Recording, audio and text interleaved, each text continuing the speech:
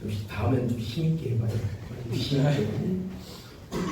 서울에 어저께 우리 이원석, 조석, 유영, 노영석 서울 가서 놀고 보니까 힘 다 빼고 좀 비실비실 이러고.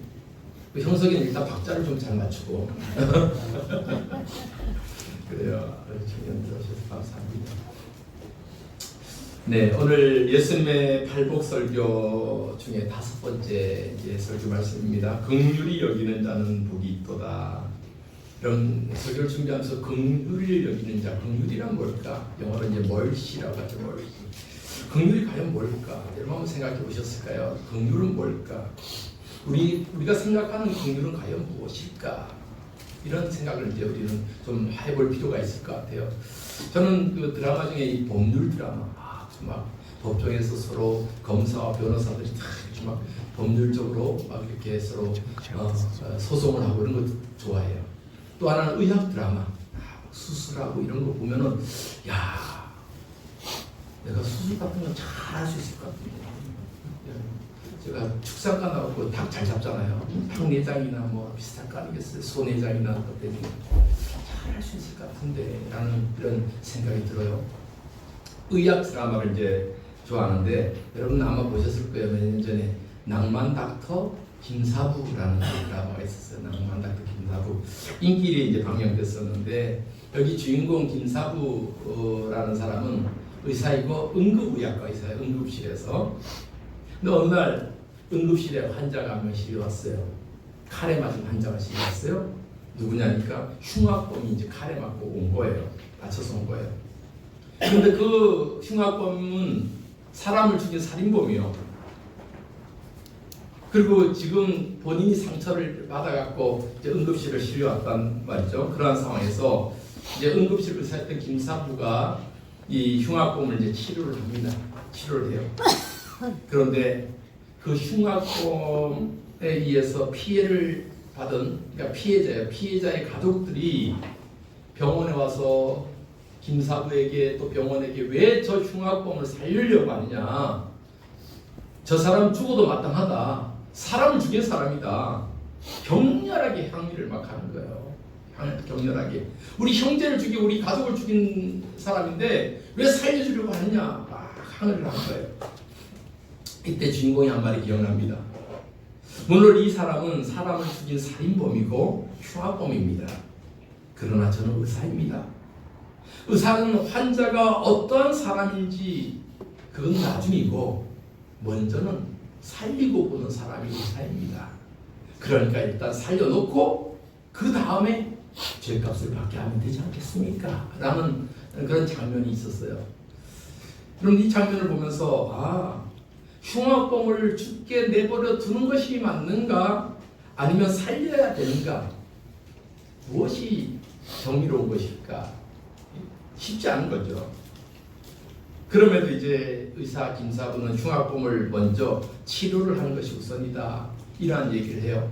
이 장면을 가만히 보면서 여러분 한번 생각해 보세요.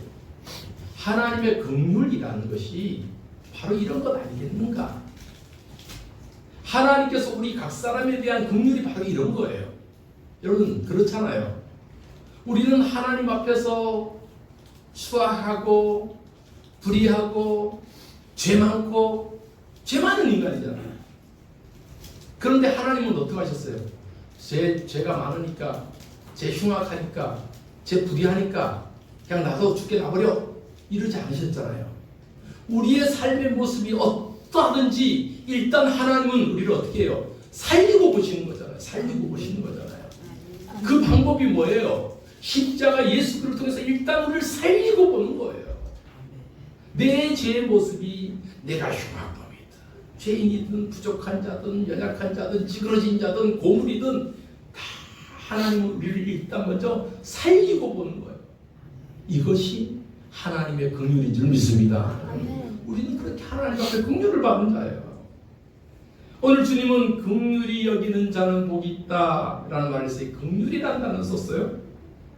이 긍휼이라는 말은 엘레오스라는 말이에요. 엘레오스. 헬라어 성경으로 엘레오스라는 말을 써요. 이것은 단순히 누구를 안타깝게 여기고 불쌍히 여기는 그 차원의 의미가 아니에요. 보다 깊은 아픔이에요.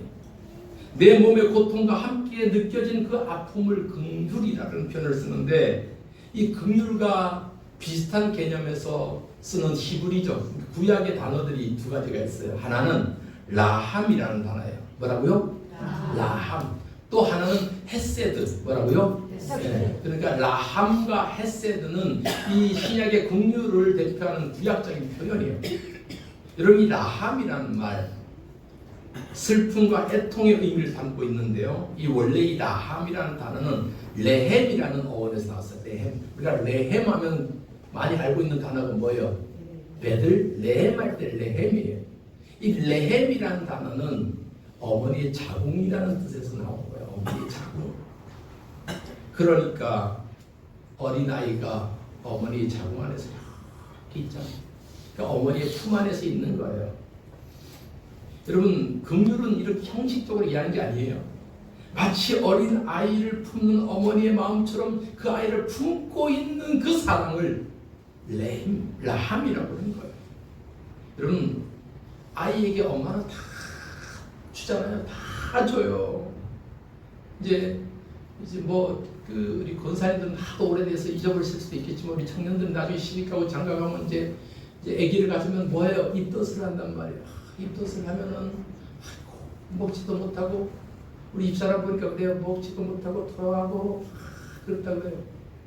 그랬다 그래요. 제가 뭐 직접 겪어보지 않았으니까 뭐 좀 먹는 것 같기도 하는데, 이런 말 하면 이제 뭐 그때는 못 먹었는데 막 그러세요.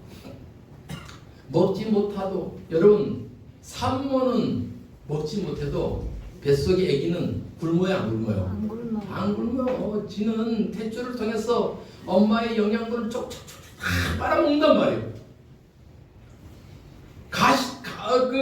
가감없이 아낌없이 다 엄마는 그 아이에게 주는 것, 아낌없이 품고 주는 것, 이것을 라함이라고 해요. 이 긍휼한 마음이죠. 여러분, 우리가 그런 긍휼한 마음 없으면 못하잖아요. 그런 사랑을 못해요. 이게 라함이에요. 라함. 또 하나는 헤세드라고 그랬죠. 헤세드. 헤세드를 이제 성경 가보면 인자심, 하나님의 인자, 자비, 은혜 이런 뜻으로 이제 번역되는 게 헤세드예요. 절대적인 하나님의 사랑을 얘기하는 거죠. 죄인을 위해서 내가 기꺼이 너희를 위해서 내가 희생한다. 어떻게 희생해요?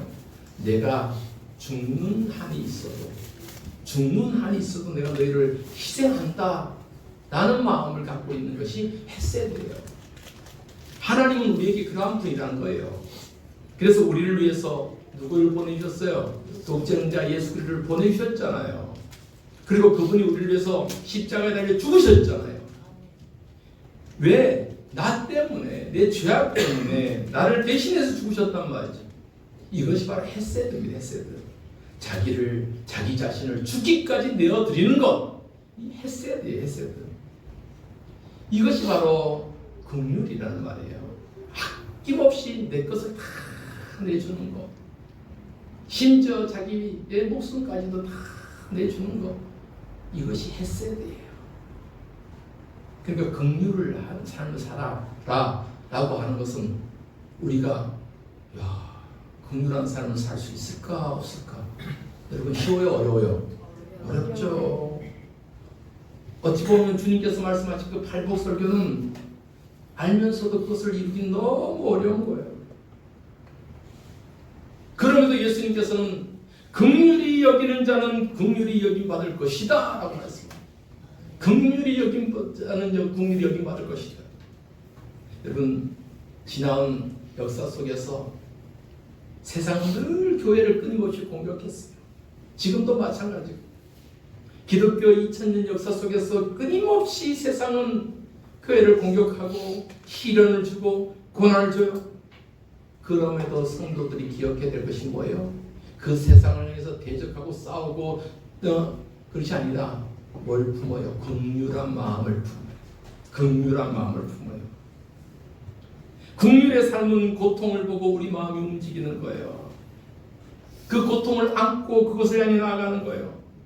왜요? 하나님께서도 나 같은 죄인을 위해서 은혜를 베푸셨잖아요. 움직이셨잖아요. 몸소 실천하셨잖아요. 그렇기 때문에 하나님이 우리를 사랑하듯이 우리도 어떻게 해요? 세상을 그렇게 긍휼한 마음으로 바라봐야 된다. 이것이 오늘 우리 주님께서 우리에게 말씀하시는 거예요. 긍휼한 자가 되어라. 서로 용서하고 서로 사랑하고 멀리서 찾을 필요 없어요. 내 가족 용서하고 내 친구 용서하고 긍휼히 여기시. 그럴 때 주님께서 우리를 긍휼히 여기신다 이 말이에요. 여러분 왜 예수님께서 오늘 또 말씀을 통해서 오늘 우리에게 왜 성도들이 긍휼한 삶을 살아야 되는가? 그럼 한번 생각해 봐야 되잖아요. 왜 우리는 긍휼한 삶을 살아야 되는가? 왜 그럴까요? 우리가 긍휼한 삶을 살아야 못 살아요. 지금 잘 못 살잖아요. 잘 못 살아요. 오늘날 이 시대가 그래요. 우리뿐만 아니라 오늘 시대가 그래요. 점점 시대가 긍휼한 삶하고 거리가 멀어지잖아요. 긍휼은 고사하고 경쟁하고 약자는 도태되고 실패자는 비난받고 죄인은 정죄받고. 여러분들이 뭐 지금 뭐 남녀노소 다 스마트폰 들고 SNS 하고 그런 시대 속에 살아가고 있잖아요. 그러다 보니까 SNS를 통해서 공감하기보다는 비판하고 공격하고 오늘날 우리들의 모습 아니에요. 누가 좀 뭐라고 하면은 큰 기사를 보면은 댓글을 달면 참 어떤 사람들은 왜 이런 생각을 하고 살지? 차라리 글을 달지 말지. 그렇지 주영이. 왜 이렇게 자기 입에 저주를 품고 살지? 왜 그렇게 자기 입을 걸레로 만들고 살지? 라는 사람들이 너무 많은 거예요. 너무 많은 거예요. 너무 많은 거예요. 익명이라는 자기 이름을 드러내지 않고 하니까 막 험한 말, 저주하는 말 막 써내요. 막 써내요. 우리 청년들 제발 그러지 마시기 바랍니다. 어른들이 댓글 어떻게 갈지도 모르니까 좀 참으세요. 제가 몇 년 전에 그 가습기 살균제 피해자들을 상담하는 그런 프로그램이 연세대학교에서 있어갖고 이 지역에는 그런 할 수 있는 사람 별로 없어갖고 제가 이제 의뢰를 해갖고 이 지역에 한 서너 명 정도 가습기 살균제 피해자 학위를 받으신 분들을 한 분은 속초에 있고 한 분은 이제 우리가 아는 사모님 가족이고 또 한 분은 또 가습기 살균자 피해자들 이제 상담하는 그러한 프로그램이 있었어요. 그래서 그걸 조금 더 좀 사람들이 알리고자 해요. 제가 CBS에서 기사에서 라디오 방송에서 이러이러한 사람들 있고 이렇게 해서 좀 도와주었으면 좋겠다. 이 사람들이 평생 가습기 옥시 이런 거 써갖고 평생 호흡도 잘 못하고 그렇게 평생을 살아가고 있는데 피해도 못 받고 있다. 뭐 이런 얘기를 이제 하고 그래서 인터뷰에서 그 기사에 나왔죠. 신문 기사로 나왔어요. 제가 기사니까 그 기사를 보게 되지 않겠어요? 그러니까 댓글이 많이 달리지 않는데 한두 명이 비탁하게 댓글을 달아요. 돈을 얼마나 받고 하느냐, 얼마나 띄어먹느냐, 뭐 이런 얘기를 하는 거예요. 띄어먹은 것도 없는데. 그러니까 뭘 하면은 비탁하게 봐요. 비탁하게 봐요. 여러분. 교회가 뭐 좀 좋은 일 하고 선한 일 하면 비탁하게 봐요. 교회가. 맨날 교회는 부자인 것처럼 막 쌓아놓고 사는 것처럼 그런데 참 그런 얘기 듣지만 난 억울해요. 우리 쌓아놓고 살아요 우리가? 모자라진 않지만 뭐 쌓아놓고 살진 않잖아요. 막 남아돌아서 땅 사고 뭐 사고 하진 않잖아요. 좀 겨우 좀 하나님 은혜로 살아가고 있는데 물론 부자인 교회도 있겠지만 세상은 온통 이렇단 말이에요. 지금요. 온갖 누가 한번 그 건수를 걸리면 막 물고 뜯고 막 달려들듯이 마치 아프리카의 초원처럼 막 맹수들이 막 물고 뜯듯이 그런 막 생존의 연장 속에 있잖아요. 남의 고통을 즐기고 그를 향해서 위로와 공감은커녕 오히려 돌을 던지러 하는 이 분노의 심리가 오늘날 이 시대잖아요. 긍휼하고는 먼 거리의 이야기잖아요. 예수님 앞에 잡혀온 가늠한 여인, 그 여인을 향해서 많은 사람들이 돌을 들고 이제 던지려고 해요. 그 율법이었거든요. 유대인들의 율법이었거든요. 예수님 앞에 끌고 와서 저 가늠한 여인을 당장 죽여야 된다고요. 돌을 던지려고 해요. 이때 이 분노로 가득한 사람들을 향해서 예수님께서 하신 말씀이 뭐예요? 죄 없는 자가 먼저 돌로 던져라. 라고 말씀합니다. 자, 요한복음 8장 7절 말씀입니다. 시작. 그들이 묻기를 맞이 아니하는지라 이에 일어나 이르시되 너희 중에 죄 없는 자가 먼저 돌로 치라 하시고, 예, 너희 중에 죄 없는 자가 먼저 돌로 치라.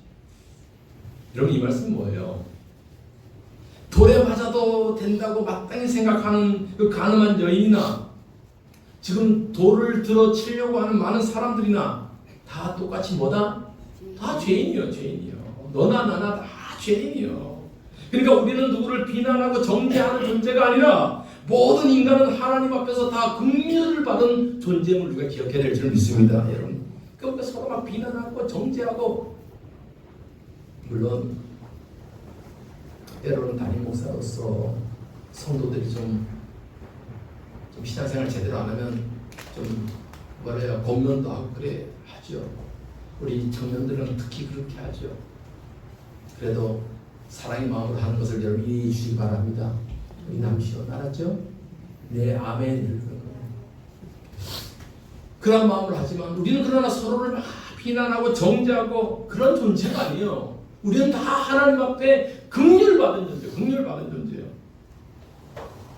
그렇기 때문에 우리는 왜 용서해야 돼요? 우리 모두가 다 하나님 앞에 용서받은 존재이기 때문에 그런 거예요. 여러분, 마태복음 18장에 보면은 예수님께서 빚진 자의 비유를 말씀하셔요. 한 사람이 평생 빚을 졌어요, 주인에게. 근데 그 빚은 도저히 갚을 수 없는 빚이에요. 1만 달란트. 여러분, 제가 또 여러분들이 뭐 사업을 하든 뭘 하든 하여튼 빚을 졌어. 한 1,000억 빚을 졌어. 여러분, 갚아낼 수 있어요? 평생을 다해도 못 갚잖아요. 1,000억을 어떻게 갚아요? 그런데 이렇게 1만 달란트 빚진 자가 주인한테 탕감을 받았어. 내 탕감해 줄 테니까, 내 용서해 줄 테니까 가서 열심히 살아라. 그런데 이 사람이 가서 열심히 사는 건커녕 자기한테 빚진 사람, 100데나리온의 빚을 진 사람, 그거는 그 사람 충분히 갚을 수 있거든. 조금만 기회를 주면요. 자기한테 빚진 사람 용서하지 않고 감옥에 가뒀단 말이에요. 이 소식을 듣고 주인이 뭐라고 해요?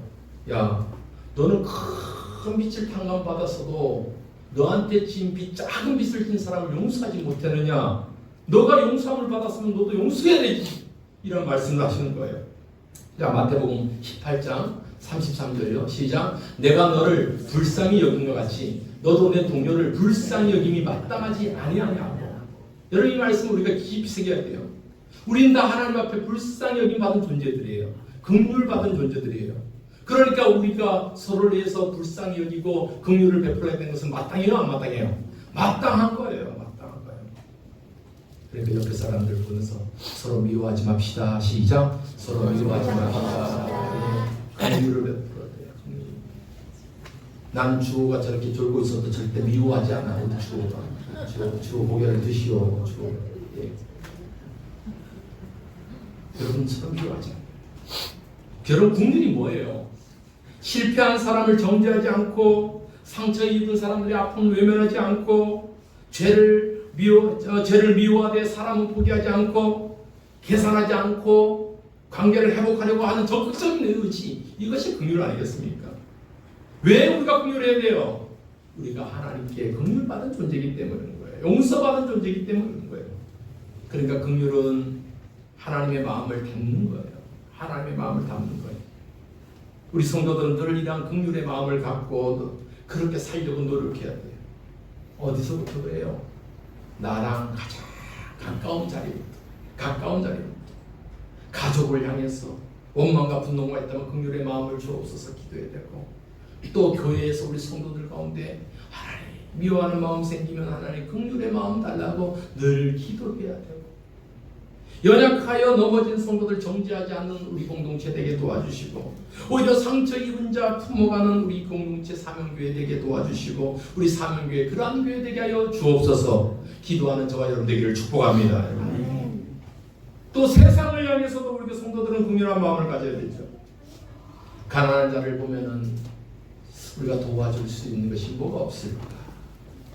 약한 자들을 보면 교회가 해야 될 일이 무엇인가 없을까? 사회적 약자를 보면은 그를 배려하고 보호할 수 있는 일이 뭐가 없을까? 왜? 교회는 하나님의 긍휼을 세상에 전달하는 통로의 역할을 해야 되는 것이 교회잖아요. 우리 사명교회는 이러한 예수님의 말씀을 본받아서 긍휼한 삶을 실천해 가는데 힘을 내는 우리 교회 되기를 주님의 이름으로 축복합니다. 우리 주님이 긍휼한 자는, 긍휼히 여기는 자는 복이 있다라고 말씀하셨어요. 우리가 이 말씀을 보면서 늘 기억하는 것은 뭐예요? 그렇다면 예수님은 어떠한 긍휼의 삶을 사셨는가? 예수님이 우리의 롤 모델이 되잖아요. 예수님은 어떠한 긍휼한 삶을 사셨는가? 복음서를 보면요, 예수님이 우리 인간들을 보면서 하셨던 말씀 중에 이러한 표현이 많이 나와요. 불쌍히 여기셨다. 어떻게? 불쌍히 여기셨다. 여러분, 우리는 하나님 앞에 늘 기도하기 위해서 주님, 나를 불쌍히 여겨 주옵소서. 여러분, 이렇게 기도해야 될 줄 믿습니다. 불쌍히 여기다. 자, 마태복음 9장 36절에 시작. 무리를 보시고 불쌍히 여기시니 이는 그들이 목자 없는 양과 같이 고생하며 기진합니다. 불쌍히 여기셨다는 거예요. 불쌍히 여기셨다. 주님께서 불쌍히 여기셨어요. 특히 어떤 자들을 불쌍히 여기셨냐? 병든 자들. 병든 자들 불쌍히 여기셨어요. 아픈 자들, 환자들 불쌍히 여기셨어요. 심지어 저주의 병이라고 하는 나병 환자를 앓고 있는 자를 불쌍히 여기셨어요. 마가복음 1장 14절 41절 마가복음 1장 41절 시작. 예수께서 불쌍히 여기사 손을 내밀어 그에게 대시며 이르시되 내가 원하노니 깨끗함을 받으라 하시니 아멘. 예수께서 그 나병 환자에게 불쌍히 여기신 거예요. 그래서 손을 내밀어 만지시니 또 앞을 못 보는 사람이 지나갈 때 그를 어떻게 하셨어요? 불쌍히 여기셨어요. 마태복음 20장 34절요. 시작. 예수께서 불쌍히 여기사 그들의 눈을 만지시니 곧 보게 되어 그들이 예수를 따르니라. 불쌍히 여기시는 거예요. 불쌍히 여기시는 거예요. 한 가지 더 볼까요? 나사로의 죽음 앞에서도 주님께서 불쌍히 여기셨어요. 요한복음 11장 33절에 시작. 예수께서 그가 우는 것과 또 함께 온 유대인들이 우는 것을 보시고 심령의 비통이 여기시고 불쌍히 여기셨다. 불쌍히. 여러분, 예수님의 이 긍휼은 우리를 불쌍히 여김으로부터 시작되는 거예요. 불쌍히. 특히 아픈 환자를 보면서 주님께서는 그들의 고통을 외면하지 않았어요. 얼마나 아프면 힘들어요. 그러니까 여러분, 이 시간에 우리 예수님의 긍휼이 우리에게 임하기를 소망합니다. 아픈 환자들 많잖아요. 오늘 우리 김영자 목사님 몸이 많이 아파서 내가 물어봤어요. 우리가 몸에 염증이 있어갖고 방광에 염증이 심해갖고 하나님 약을 먹는데 잘 속히 낫게 하여 주셔서 하나님의 긍휼이 임할 때 그 염증도 다 떨어질 수 있습니다. 우리 하인 집사도 염증이 안 떨어져갖고 고생하다가 이제 지수가 정상 지수가 됐어요. 그래서 내일 이제 태어났는데 내일쯤이면 이제 태어날 것 같아요. 그 안에 염증이 막 생기고 고름이 생기고 그러니까 그 항생제를 갖다가 부어봐도 어저께 심화 왔는데 병원 갔더니 그 호수를 다 떼버리더라고요. 그 정상적으로 그렇게 불쌍히 우리 주님이 우리 볼 때 불쌍히 여기시는 거예요. 여러분, 몸이 아픈 환자들은 우리 성도들은 이렇게 기도하십시오. 주님, 나를 불쌍히 여겨주옵소서. 시작. 주님, 나를 불쌍히 여겨주옵소서. 너희들 건강하니까 몰라. 도대체 뭐 아픈 데 있어요? 저기 아픈 데 없지. 기운이 내 마음이 아프다. 자, 우리 재현이 아픈 데 있어요? 없어요? 없어요. 너희들은 몰라. 그런데 한 언제부터 아프기 시작해요? 한 50 넘어가면 아프기 시작하잖아요. 50도 발판해요. 나는 50 넘어가니까 그렇게 아프기 시작해요. 70 넘어야지 아파요? 아이고야. 지금은 몰라. 밤에 안 아파서 잠 잘 자잖아요. 어른들은 밤에 아파서 잠을 못 자는 거야. 아파서. 이상하게 밤에 더 아프죠. 아파서. 그럴 때 주님, 나를 불쌍히 여겨달라고. 우리가 주님 앞에 기도해야 될 것은 그것밖에 없습니다.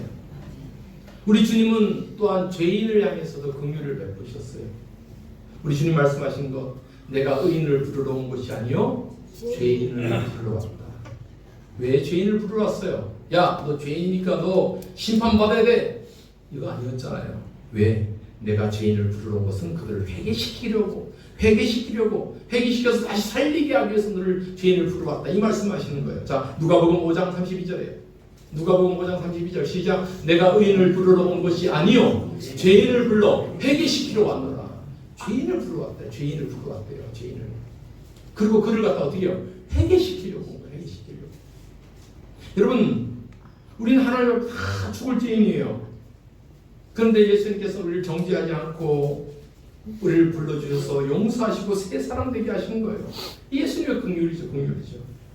앞서 말씀드린 가늠한 여인이 예수님 앞에 잡혀왔잖아요. 그런데 예수님께서 죄 없는 자가 먼저 돌을 치라니까 사람들이 다 돌을 내려놓고 떠나갔어요. 그때 이제 여인과 예수님만 남았어요. 이때 예수님께서 그 여인에게 뭐라고 해요? 야, 나도 너를 정죄하지 않는다. 이제 다시는 죄 짓지 말고 잘 살아라 하고 용서하시고 긍휼을 베푸시잖아요. 자, 요한복음 8장 10절 11절 시작. 예수께서 일어나 여자 외에 아무도 없는 것을 보시고 이르시되 여자여, 너를 고발하던 그들이 어디 있느냐? 너를 정죄한 자가 없느냐? 대답하되 주여 없나이다. 예수께서 이르시되 나도 너를 정죄하지 아니하노니 가서 다시는 죄를 범하지 말라 하시니라. 예. 주님도 그 여인을 정죄하지 않았어요. 주님이 우리를 향해서 하신 말씀도 같아요. 나도 너희를 정죄하지 않는다. 그러니까 서로 용서하고 긍휼을 베풀고 그렇게 살아라 라고 말씀하시는 거예요. 이것이 주님께서 우리에게 가르치신 긍휼의 모습이에요. 그리고 한 가지 더, 주님께서 우리에게 가르치신 긍휼의 가장 큰 긍휼의 모습이 뭐예요? 십자가 선이잖아요. 십자가 사랑이잖아요.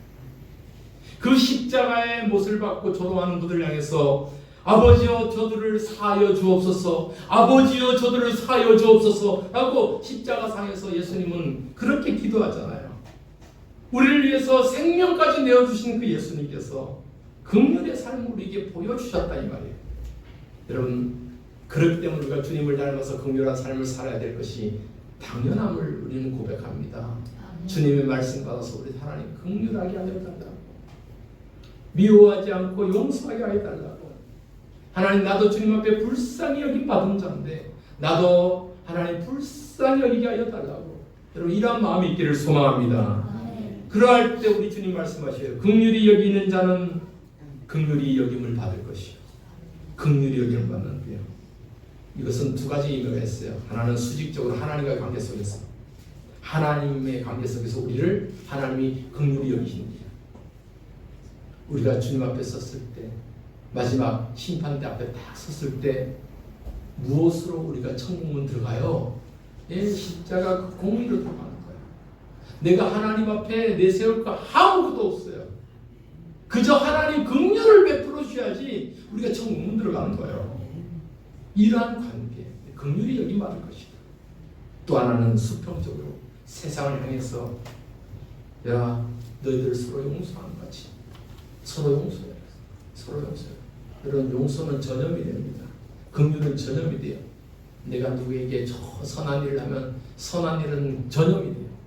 그런데 악한 일은 악한 일에도 또 전염이 되더라고요. 내가 용서하는 거예요. 용서. 여러분, 우리가 살아가면서 나도 개의치는 않지만 정말 선한 일을 하고 용서하고 베풀고 섬기면 하나님이 다 갚아주셔요. 하나님이 다 갚아주셔요. 나는 그런 마음으로 막 잘 사줘요. 막 잘 사주고, 군인들 보면 나 밥도 막 내주고. 예? 얼마 전에 콩나물집에서 아침을 먹는데 중학생 2명 와서 막 이렇게 아침부터 돈가스 뭐 이렇게 시켜 먹고 있더라고. 이야, 대단하다. 그런데 교복을 입었어. 그러니까 학교가 이 부근이란 말이에요. 가만히 보니까 동명중학교야. 교복을 입고 아침을 먹고 가더라고. 그래서 내가, 야, 동명중학교면 나의 후배잖아요. 제가 동명중학교 1회를 나왔는데, 야, 내가 저 녀석들 밥을 사줘야 되겠다. 얘들아, 많이 먹어라. 많이 먹고 많이 커라. 아저씨가 계산하겠다. 했더니 어이구 감사합니다 하고 잘 먹더라고요. 이제 저기 선배님도 저한테 밥을 좀 사주셔야 될 것 같아요. 오양동 선배님도요. 밥을 섬기는 거예요. 여러분, 우리가 누군가에게 섬기면 그것이 곧 누구한테 한 거예요? 주님께 한 거예요. 주님께 한 거예요.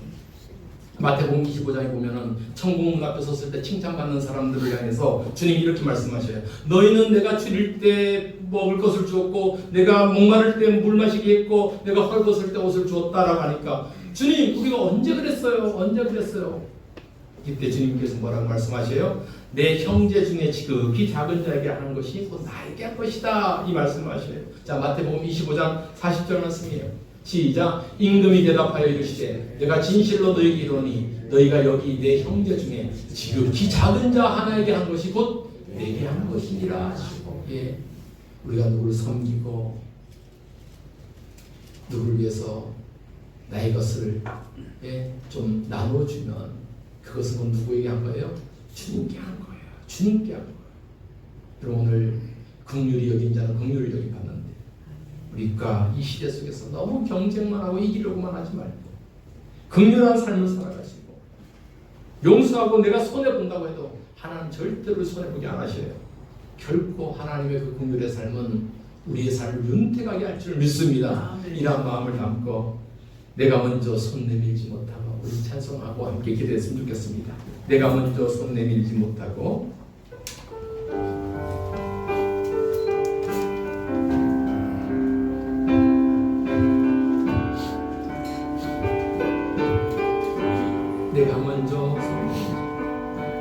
내가 먼저 손 내밀지 못하고, 내가 먼저 용서하지 못하고,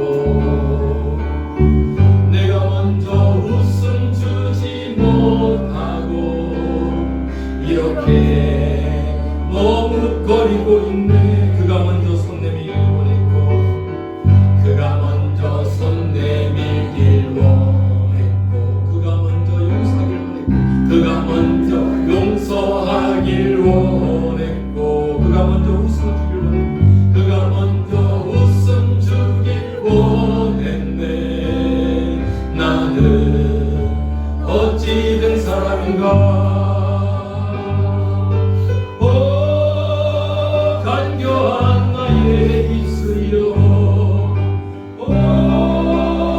더러운 나의 마음이여, 왜 나의 입은 사랑을 말하면서, 왜 나의 마음은 화해를 말하면서, 왜 내가 먼저 져줄 수 없는가? 왜 내가 먼저 손해볼 수 없는가? 오늘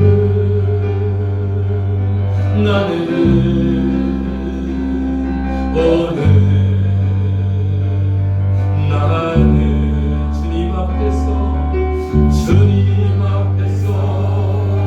몸둘바 모르고 이렇게 흐느끼고 서 있네. 어찌할 수 없는 이 마음 주님께 맡긴 채로 오늘 말씀을 겪으면서, 하나님 긍휼히 여긴 자는 긍휼히 여김 받습니다. 긍휼한 삶을 살게 하여 주옵소서. 미움과 용서하지 못함과 여전한 내 안에 있는 연약함들이 주님의 은혜로 하나님 우리를 긍휼히 여기셨는데, 나도 주님의 마음을 담아서 긍휼한 삶을 살게 하여 주옵소서. 합심해서 함께 기도하시겠습니다. 아버지 하나님, 우리의 삶의 모습이 주님 앞에 긍휼한 삶이 되기를 원합니다. 하나님, 용서하지 못하고 미워하며 살았던 이 삶을 되게 합니다. 아버지 하나님, 하나님 우리 삶을 불쌍히 여겨 주옵소서. 그저 아버지 하나님 앞에, 그저 하나님 앞에 용서받은 죄인인데 우리도 용서하게 살게 하여 주옵소서. 긍휼한 삶을 살게 하여 주옵소서. 주님을 닮아가는 삶을 살게 하여 주시옵소서. 그러한 삶을 하나님 앞에 생각하여 주옵소서. 하나님 아버지, 주님의 말씀처럼 긍휼히 여기는 자, 긍휼한 삶으로 살아가는 우리 모든 성도들 되게 하여 주옵소서. 예수님의 이름으로 기도하옵나이다. 아멘.